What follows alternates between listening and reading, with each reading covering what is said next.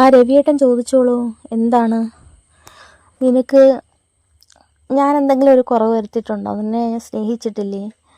അതോ നിൻ്റെ ഇഷ്ടത്തിന് എന്തെങ്കിലും ഞാൻ എതിര് നിന്നിട്ടുണ്ടോ? ഇല്ല. എന്തു പറ്റി? നിനക്ക് ആരോടെങ്കിലും വല്ല ഇഷ്ടവുമുണ്ടോ? ഉള്ളത് തുറന്ന് പറ.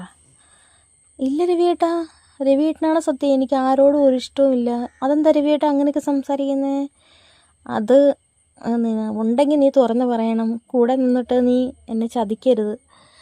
ഞാനിങ്ങനെ അറിഞ്ഞു, അതുകൊണ്ട് ഞാൻ ചോദിച്ചതാണ്. നീ ഏതോ പയ്യനുമായിട്ട് ബൈക്കിൽ കയറി പോകുന്നുണ്ടെന്നോ സംസാരിക്കുന്നുണ്ടെന്നോ ഒക്കെ ഞാൻ എൻ്റെ ഒരു ഫ്രണ്ട് വഴി അറിഞ്ഞു. അതാണ് ഞാൻ ചോദിച്ചത്.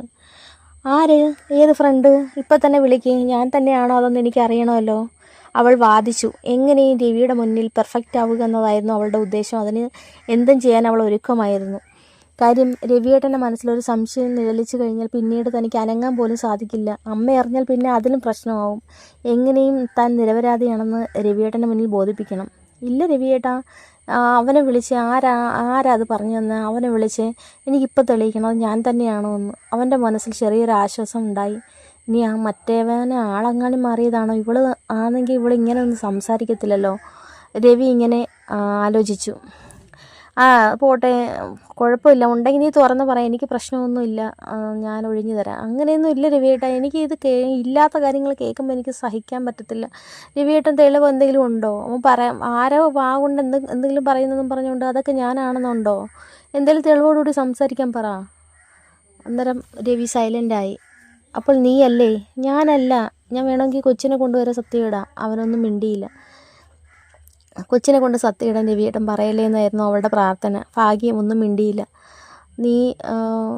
നീ എന്നോട് ഈയിടെയായിട്ട് അകൽച്ച കാണിക്കുന്നുണ്ട്. മാത്രമല്ല നീ കോളേജിൽ നിന്ന് വരുമ്പോഴും താമസിക്കുന്നു. ഇതെല്ലാം കൂടി കൂട്ടി വായിക്കുമ്പോൾ ഞാൻ എന്താണ് വിചാരിക്കേണ്ടത്? രവി ചോദിച്ചു. എല്ലാം കൂടി കൂട്ടി വായിക്കുന്നു പറഞ്ഞുകൊണ്ട് വേറെ എന്ത് വേണമെങ്കിലും പറഞ്ഞോ. എനിക്ക് വേറെ ആളോട് അഫെയർ ഉണ്ടെന്ന് മാത്രം പറയരുത്. അവൾക്ക് സത്യം പറഞ്ഞാൽ നല്ല ദേഷ്യം വന്നു.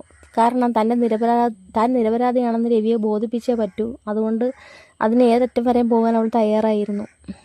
രവി ഉടനെ വിളക്കിൻ്റെ മുമ്പിൽ കൊണ്ടുവന്നിട്ട് സത്യം ചെയ്യിച്ചു. നീ ഈ വിളക്കിന് മുമ്പ് തൊട്ട് സത്യം ചെയ്യും. നീ അങ്ങനെ ആരോടും ഇഷ്ടത്തിലല്ല. എനിക്ക് ആരോടും ഇഷ്ടമില്ല രവിയേട്ടൻ. എന്നെ വിശ്വസിക്കും. എന്തിനാണ് ഇങ്ങനെയൊക്കെയുള്ള കാര്യങ്ങൾ എന്നെ കൊണ്ട് ചെയ്യിക്കുന്നത്? ഞാൻ നിങ്ങളുടെ ഭാര്യയല്ലേ? നിങ്ങൾക്ക് എന്നെ അത്രയ്ക്ക് വിശ്വാസമില്ലേ? അവൾ ചോദിച്ചു.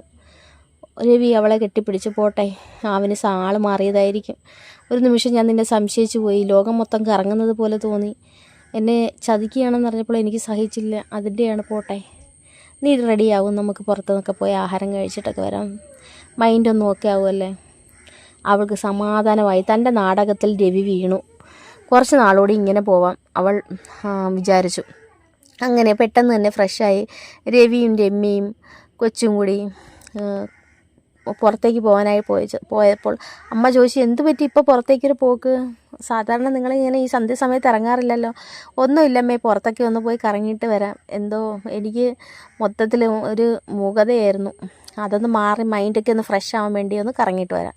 അമ്മയ്ക്ക് എന്തെങ്കിലും കഴിക്കാൻ വേണോ? രവി നല്ല ആക്റ്റീവായെന്ന് അവൾക്ക് തോന്നി. അമ്മയ്ക്ക് കഴിക്കാനുള്ളതും എല്ലാം വാങ്ങിച്ച് കറങ്ങി വരാം.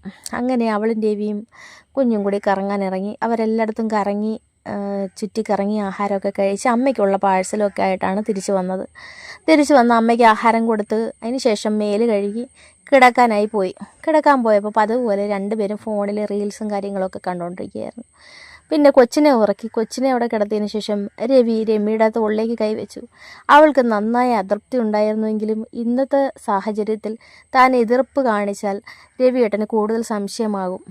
അവൾ ഒന്നും മിണ്ടിയില്ല. അങ്ങനെ ആ രാത്രി അങ്ങനെ കടന്നുപോയി. രാവിലെ തന്നെ രമ്യ റെഡിയായി കോളേജിലേക്ക് പോവാൻ. രവി പറഞ്ഞു, നീ റെഡിയായി, പെട്ടെന്ന് ഇറങ്ങി, കോളേജിൽ കൊണ്ടാക്കാം. രവിയേട്ടൻ പോണേ പോയിക്കോ, കുഴപ്പമില്ല. ഞാൻ അങ്ങോട്ടാക്കാം. അങ്ങനെ രവി കോളേജിൽ കൊണ്ടുവന്നാക്കി ഓഫീസിലേക്ക് പോവാതെ രവി തിരികെ വന്നു. കുറച്ച് നേരം വാച്ച് ചെയ്തു. കുഴപ്പമൊന്നുമില്ല. അവന് സംശയം തോന്നിയതായിരിക്കാം. അങ്ങനെ രമ്യയെ കൊണ്ടുവന്നാക്കിയതിന് ശേഷം രവി ഓഫീസിലേക്ക് പോയി. ഓഫീസിലിരുന്നെങ്കിലും എന്തോ വിശ്വാസമുണ്ടെങ്കിലും എന്തോ ഒരു സമാധാനക്കുറവ് പോലെ, ഒരു മനസ്സിലൊരു കരട് വീണാൽ അത് മാറില്ലല്ലോ. രവി വിചാരിച്ചു. എന്തോ അങ്ങനെ അത് കേട്ടതിന് ശേഷം തൊട്ട് പിന്നീട് അവൾ എന്തൊക്കെ പറഞ്ഞിട്ട് ഒരു വിശ്വാസക്കുറവ് എപ്പോഴൊക്കെ തൻ്റെ മനസ്സിൽ കയറി വരുന്നത് അവന് തോന്നി. അവളെ ഒന്ന് ഫോൺ വിളിച്ചാലോ എന്ന് അവൻ ആദ്യം ആലോചിച്ചെങ്കിലും ഇനി വേണ്ട, ക്ലാസ്സിലായിരിക്കാം. അങ്ങനെ ഉച്ച സമയമായപ്പോൾ അവൻ ഫോൺ വിളിച്ചു. എടി നീ എന്തോ ആയി, കഴിച്ചോ? ഹലോ, നീ ആഹാരമൊക്കെ കഴിച്ചോ? കഴിച്ചില്ല, കഴിക്കണം. എന്തെങ്കിലും കടയിൽ നിന്ന് സ്നാക്സ് എല്ലാം കഴിക്കാം, ക്യാൻറ്റീൻ ഉണ്ടല്ലോ. അവൾ പറഞ്ഞു. ഓ, നീ ഇറങ്ങുമ്പോൾ എന്നെ ഒന്ന് വിളിക്കണേ. ഓ, വിളിക്കാം. അവൻ്റെ ആ സംഭാഷണം അവൾക്ക് എന്തോ ഒരു മനസ്സിലെവിടെ ഒരു കുത്തൽ തോന്നി. സാധാരണ ഇറങ്ങുമ്പോൾ എന്നെ വിളിക്കണേ എന്നങ്ങനെ ഈയിടെ അടുത്ത സമയത്തായിട്ട് പറയാറില്ല, ആദ്യമൊക്കെ പറയാറുണ്ടായിരുന്നു. ഇനി സംശയത്തിൻ്റെ ഭാഗമായിട്ടാണോ അങ്ങനെ പറഞ്ഞതെന്ന് അവൾ ചിന്തിച്ചു. ഇറങ്ങുമ്പോൾ വിളിച്ചേക്കാം, അപ്പോൾ ആ സംശയം അങ്ങ് തീരുമല്ലോ. മനോജിനോട് അവൾ പറഞ്ഞു, 1-2 ദിവസത്തേക്ക് നിങ്ങൾ എന്നെ കാണാൻ വരണ്ട, ആരൊക്കെയോ നമ്മളെ നിരീക്ഷിക്കുന്നുണ്ടെന്ന് തോന്നുന്നു. നമുക്ക് ഫോൺ വഴിയും വീഡിയോ കോൾ വഴിയും ചാറ്റ് ചെയ്തൊക്കെ ഇത് തുടരാം. തൽക്കാലത്തേക്ക് നമുക്ക് കാണുന്നതങ്ങ് നിർത്താം. രവിയേട്ടനൊന്ന് വിശ്വാസമായിട്ട് നമുക്ക് തുടരാം. അപ്പോൾ ഇതിൻ്റെ അടുത്ത ഭാഗവുമായിട്ട് ഞാൻ അടുത്ത സ്റ്റോറിയിൽ വരാം. നിങ്ങൾക്ക് ഇഷ്ടമായെങ്കിൽ ലൈക്ക് ചെയ്യാനും കമൻറ്റ് ചെയ്യാനും സബ്സ്ക്രൈബ് ചെയ്യാനും മറക്കല്ലേ.